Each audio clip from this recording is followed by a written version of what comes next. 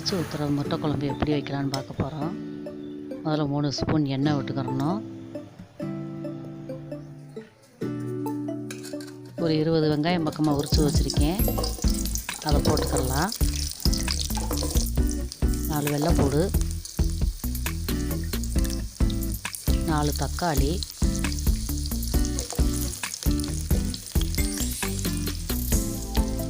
கருவேப்பிலை கொஞ்சம்,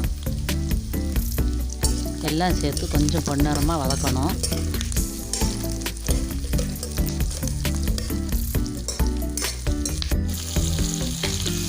அடுத்து கொஞ்சம் சீரகம், கொஞ்சம் சோம்பு, கொஞ்சம் கசகசா எல்லாம் போட்டு வதக்கி எடுத்து வச்சுக்கணும். இது ஆறின உடனே அரை மூடி தேங்காய் துருவி எடுத்து வச்சுருக்கிறேன். ரெண்டையும் சேர்த்து அரைச்சி நம்ம எடுத்து வச்சுக்கணும்.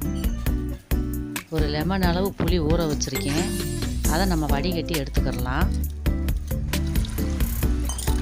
இது கூட அரைச்சி வச்ச மசாலையும் போட்டு கலந்துக்கிறணும்.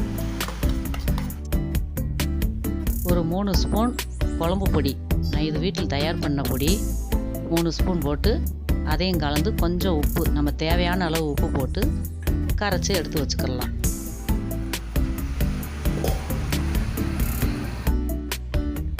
அடுத்து சட்டியை அடுப்பில் வச்சு கரைச்சி வச்ச மசாலா ஊற்றிக்கிடலாம்.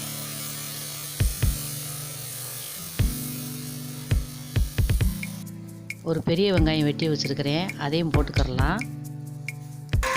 குழம்பு 5 நிமிஷம் நல்லா கொதிக்கணும். கொதித்த உடனே 5 முட்டையை வேக வச்சு தோல் உரித்து எடுத்து வச்சுருக்கிறேன், அதை லேசாக கட் பண்ணி வச்சுக்கிறலாம். அப்போ தான் மசால் இறங்கும்.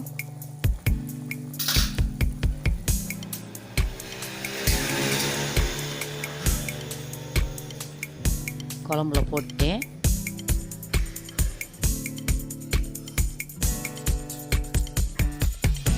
ஒரு 5 முட்டை வேக வைக்காத முட்டை எடுத்து வச்சுருக்கிறேன், அதை உடச்சி ஊற்றணும். உடச்சி ஊற்றினா தான் குழம்பு நல்லா டேஸ்ட்டாக இருக்கும். ஒரு 2 நிமிஷம் அதை லேசாக வேக விட்டு விரட்டி விடணும். அடுப்பு தீ கம்மியாக எரிஞ்சால் தான், இல்லைன்னா பிடிச்சிரும் குழம்பு.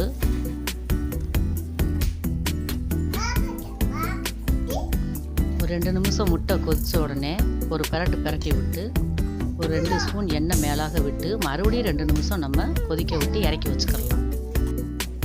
இப்போ தாளிக்கிறதுக்கு ரெடி பண்ணிக்கிடலாம். சட்டி காஞ்சதும் ஒரு 3 ஸ்பூன் எண்ணெய் விட்டுக்கிறணும்.